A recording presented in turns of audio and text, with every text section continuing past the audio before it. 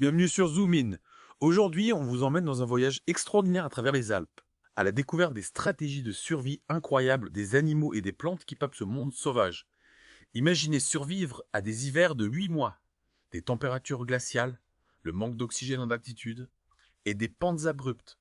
Comment la vie s'adapte-t-elle à un tel environnement? Mais rien. C'est ce qu'on va découvrir ensemble. C'est un vrai défi, effectivement. Prenons l'exemple du cerf et du loup. On pourrait penser que le loup, ce prédateur redoutable, est en solitaire. Mais en réalité, il vit en meute. C'est une stratégie de survie en soi. Ah oui, la meute, une force collective. J'ai lu une histoire incroyable à ce sujet. Un jeune cerf poursuivi par une meute de loups les a carrément attirés au milieu du troupeau de cerfs. C'est une ruse étonnante, n'est-ce pas? Mais réfléchissez-y. La louve meneuse, face à une multitude de proies potentielles, a choisi la plus facile. Pas très glorieux pour le cerf malade, mais c'est astucieux pour le jeune cerf qui a pu s'échapper. Mais quel est l'intérêt pour la meute de cibler un animal faible? En éliminant les individus faibles, les loups contribuent à la santé du troupeau. Ils empêchent la propagation de maladies et assurent la survie des cerfs les plus robustes. C'est un exemple de sélection naturelle qui, aussi dure soit-elle, est essentielle à l'équilibre de l'écosystème. C'est comme si le loup jouait le rôle de médecin du troupeau. Mais la survie en hiver, c'est une autre paire de manches. Comment les animaux font-ils face au froid extrême et au manque de nourriture? Ils ont développé des stratégies incroyables, par exemple la marmotte hiberne pendant des mois. Son rythme cardiaque ralentit, sa température corporelle baisse et elle vit sur ses réserves de graisse. C'est comme si elle appuyait sur le bouton pause de la vie. Mais d'autres animaux comme les cerfs restent actifs en hiver. Comment font-ils pour économiser leur énergie des faim?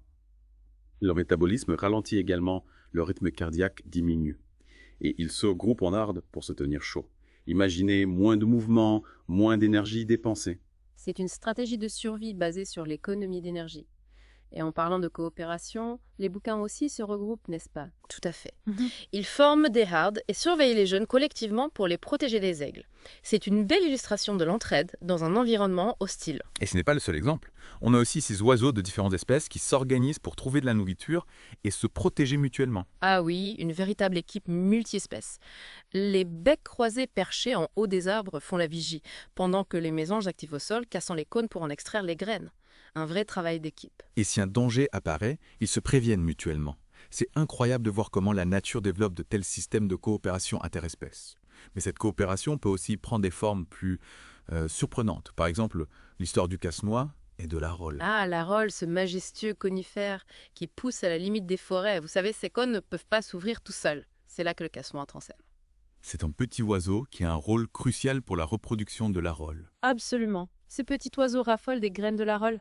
Il en récolte des milliers qu'il cache ensuite dans le sol, formant ainsi de véritables garde-manger.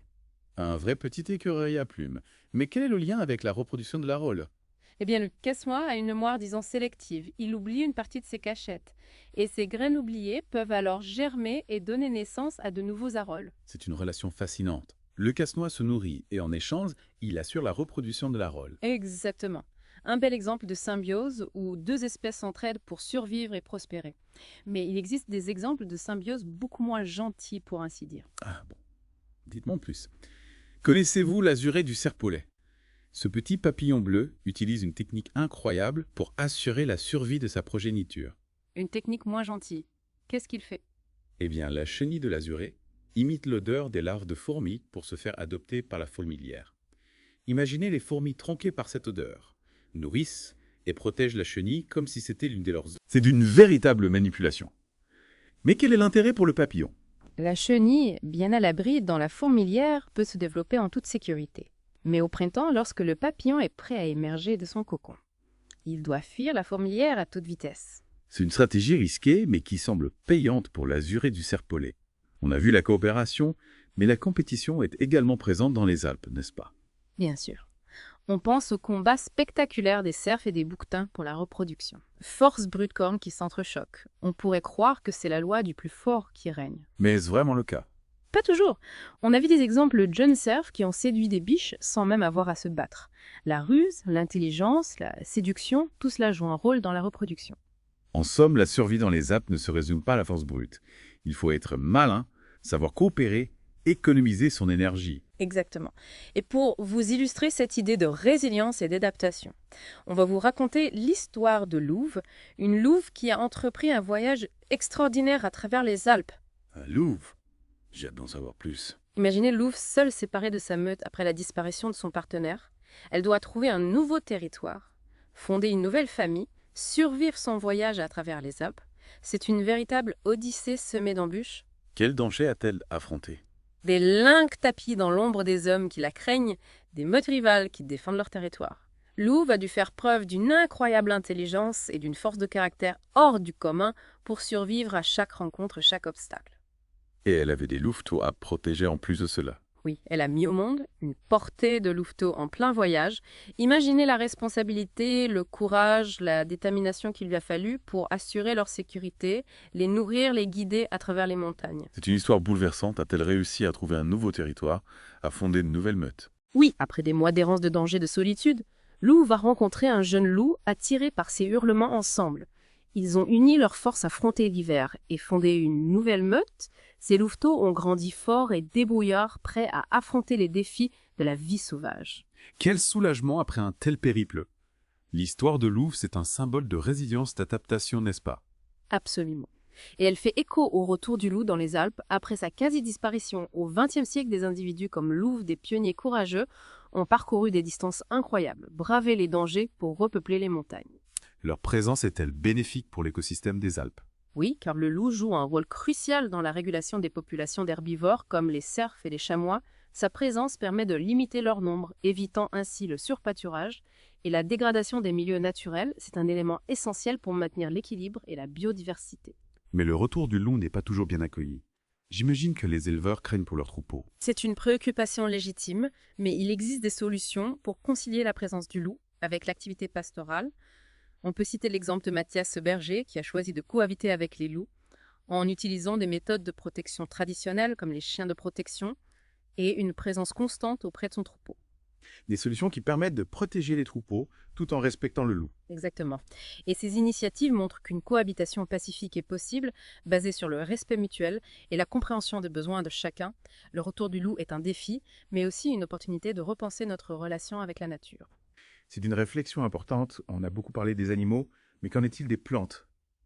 Comment survivent-elles aux conditions extrêmes des Alpes? Les plantes aussi ont développé des stratégies incroyables. Prenons l'exemple de l'androsas, cette petite fleur qui vit à très haute altitude, là où le sol est pauvre, le vent glacial et le soleil brûlant. Comment une si petite fleur peut-elle résister à un tel environnement? Elle forme des coussins compacts, serrés les uns contre les autres, qui lui permettent de résister au froid, et au vent, ces coussins retiennent l'humidité, créant un microclimat favorable à sa survie. C'est une véritable forteresse végétale. Et ces coussins, est-ce qu'ils ont un impact sur les autres espèces? Absolument. Ils offrent un abri à une multitude de petits animaux insectes, araignées, petits mammifères. Ces coussins d'androsas, c'est un écosystème miniature, une preuve de l'interdépendance des êtres vivants. Même dans les conditions les plus difficiles, la vie trouve un chemin, s'organise, se soutient. C'est un message d'espoir. L'adaptation, la résilience, la coopération, on peut tirer des belles leçons en observant la nature. Oui, la nature est une source d'inspiration inépuisable. Elle nous enseigne l'importance de la solidarité, du respect de l'adaptation, au changement des valeurs essentielles pour notre propre survie dans un monde en constante évolution. On a beaucoup parlé de coopération. Et on Mais la compétition a aussi sa place dans ce monde sauvage. Bien sûr. La compétition est un moteur de l'évolution. Elle pousse les individus à se surpasser, à développer de nouvelles stratégies pour accéder aux ressources, se reproduire, survivre. Prenez les combats de cerfs pour la reproduction.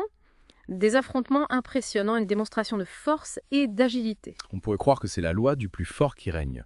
Le mâle dominant remporte tous les combats, s'approprie toutes les femelles. Pas si simple. La force brute n'est pas toujours le facteur déterminant. On a observé des jeunes cerfs plus malins que forts, qui ont réussi à séduire des biches sans même avoir à se battre. La ruse, l'intelligence, la capacité à saisir les opportunités. Tout cela joue un rôle dans la sélection naturelle. C'est vrai. On a vu l'exemple de ce jeune cerf qui a profité d'un moment d'inattention du mâle dominant pour s'approcher d'une biche, et il a réussi bis. Exactement. Et puis dans un environnement aussi exigeant que les Alpes. Dépenser son énergie dans des combats inutiles n'est pas la meilleure stratégie. L'énergie est une ressource précieuse qu'il faut utiliser avec parcimonie. C'est là que la coopération prend tout son sens. S'entraider, partager les tâches, se protéger mutuellement. Permet d'économiser de l'énergie et d'augmenter les chances de survie. Tout à fait. On l'a vu avec les oiseaux qui s'organisent pour se nourrir, les bouquetins qui surveillent les jeunes collectivement, les arbres qui se soutiennent mutuellement grâce à leurs racines. Des exemples qui montrent que la solidarité est une force puissante dans la nature. Et cette solidarité, on la retrouve aussi chez les loups. La meute, c'est une véritable famille soudée par les liens du sang et de la nécessité. Oui, chaque individu a sa place, son rôle à jouer dans la meute. Les loups chassent ensemble, partagent la nourriture, élèvent les jeunes collectivement. Et ils sont prêts à tout pour protéger les leurs mottes. Souvenez-vous de Louve qui affrontait tous les dangers pour assurer la survie de ses louveteaux. Une mère courage. Un symbole de dévouement et de résilience. Son histoire nous a vraiment touchés. L'histoire de Louve, c'est un rappel que la vie sauvage est un combat permanent pour la survie. Un combat où la coopération et la compétition sont deux forces en tension, deux faces d'une même médaille. Et c'est en observant ce combat, en comprenant ses règles, que nous pouvons apprendre à mieux vivre en harmonie avec la nature. La nature est une source d'inspiration inépuisable. Elle nous enseigne l'adaptation, la résilience, l'importance de la solidarité. Des valeurs essentielles pour affronter les défis du monde moderne. Alors gardons les yeux ouverts, observons la nature, apprenons de ses leçons. Et laissons-nous inspirer par sa beauté et sa sagesse. À bientôt pour un nouvel épisode.